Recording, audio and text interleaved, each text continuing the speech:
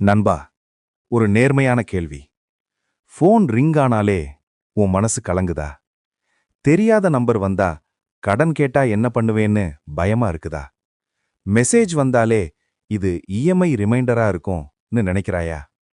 நீ மட்டும் இல்ல. இந்த வேதனைய பல பேர் இன்னைக்கு வர அனுபவிச்சுக்கிட்டு தான் இருக்காங்க. இந்த வீடியோ முடியும் முன்னாடி ஒரு விஷயம் புரியும். கடன் உன்னை கட்டுப்படுத்த விடாம நீ அதை கட்டுப்படுத்த முடியும். இந்த வீடியோ உன் வாழ்க்கைய மாற்றலாம். கடன் சத்தமா சண்டை போடாது. அது அமைதியா உன் வாழ்க்கைய மெதுவா கட்டுப்படுத்த ஆரம்பிக்கும். முதல்ல அது உன் தைரியத்தை எடுக்கும். அதுக்கப்புறம் உன் நிம்மதியை எடுக்கும்.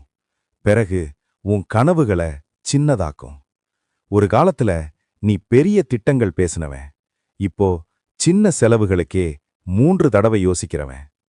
ஆனா கேள் நண்பா, ஒரு பெரிய உண்மை இருக்கு. கடன் உன்னை அழிக்க வரவில்லை. நீ எப்படி வாழ்கிறாய் என்பதை சோதிக்க வந்தது. இன்று நாம் பேசப்போவது கடனை பற்றி அல்ல, கடனிலிருந்து எப்படி தப்பிக்கலாம் என்று. பணம் மட்டுமல்ல, மனசையும் எப்படி விடுவிக்கலாம் என்று. கடன் எப்படி மனிதனை மாற்றுகிறது? நீ கவனிச்சு பார்த்திருக்கியா? கடன் வருவதற்கு முன் ஒரு மனிதன் வேற மாதிரி இருப்பான். கடன் வந்த பிறகு அவன் முழுசா மாறிப் போகிறான். முன்னாடி சிரிப்பவன் இப்போ அமைதியாக இருப்பவன். முன்னாடி துணிவானவன் இப்போ யோசிக்க யோசிக்க முடிவெடுக்கிறவன். ஏன் தெரியுமா? கடன் பணத்தை மட்டும் எடுக்காது, அது தைரியத்தை எடுக்கும். ஒரு மனிதன் மனதளவில் பலவீனமானா அவனுக்கு இருக்கும் பெரிய இழப்பு பணம் இல்ல, நம்பிக்கை. ஆனா இங்க ஒரு முக்கியமான விஷயம் இருக்கு. கடன் உன்னை அடிமையாக்க முடியாது. நீ ஒத்துக்கொண்டால் மட்டுமே முடியும். உண்மையை நேராக பாரு. மக்கள் கடன் வந்ததும் ஒரு பெரிய தவறு செய்கிறார்கள். அவர்கள் கண்களை மூடிக்கொள்கிறார்கள். பேங்க் மெசேஜ் டிலீட், அறியாத கால் அவாய்ட், கணக்கு பார்க்கவே மாட்டார்கள். ஏன்? பயம். ஆனா ஒரு உண்மை நினைவில் வை. நீ பார்க்காத பிரச்சனை, நீ எதிர்கொள்ளாத பிரச்சனை தானாக மறைந்து போகாது. அது மெதுவா பெருசாகும். இன்று ஒரு சின்ன வேலை பண்ணு. ஒரு பேனா எடு, ஒரு காகிதம் எடு. உன்னிடம் இருக்கும் ஒவ்வொரு கடனையும் எழுத ஆரம்பி. எவ்வளவு தொகை, யாரிடம் எடுத்தது, எவ்வளவு வட்டி, எவ்வளவு இஎம்ஐ. எழுதும்போது மனசு கஷ்டப்படும். ஆனா அந்த நிமிஷத்திலிருந்து ஒரு பெரிய மாற்றம் நடக்கும். நீ ஓடுறவன் இல்ல, நீ எதிர்கொள்றவன். வாழ்க்கையை எளிமைப்படுத்து. கடன் இருக்கும்போது மக்கள் 2 தவறு செய்கிறார்கள். ஒருவர் இன்னும் கடன் வாங்குவார், மற்றவர் கனவுகளை விட்டுவிடுவார். 2ம் தவறு. நினைவில் வை, சில நேரம் தற்காலிக சிரமம் நிரந்தர சுதந்திரத்திற்கு வழிவகுக்கும். 1 வருடம் சிம்பிளா வாழ முடியாதா?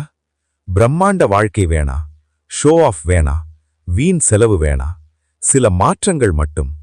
தேவையில்லாத சப்ஸ்கிரிப்ஷன் நிறுத்து, கிரெடிட் கார்டு யூசேஜ் குறை, டெய்லி எக்ஸ்பென்சஸ் நோட் பண்ணு, இம்பல்ஸ் ஷாப்பிங் அவாய்ட் பண்ணு. ஒரு உண்மை சொல்லட்டா, சிம்பிள் வாழ்க்கை அவமானம் இல்ல, அது ஒரு தந்திரம். வருமானத்தை உயர்த்து.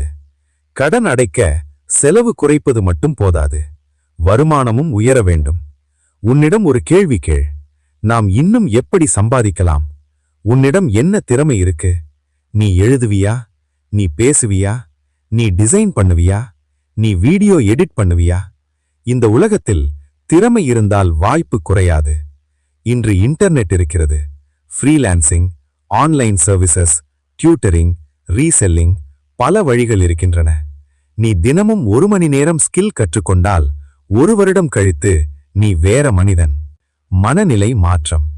கடன் இருக்கும்போது மனிதன் விக்டிம் மைண்ட் செட்ல சிக்கிக்கொள்கிறான். என் வாழ்க்கை இப்படித்தான், என்னால முடியாது.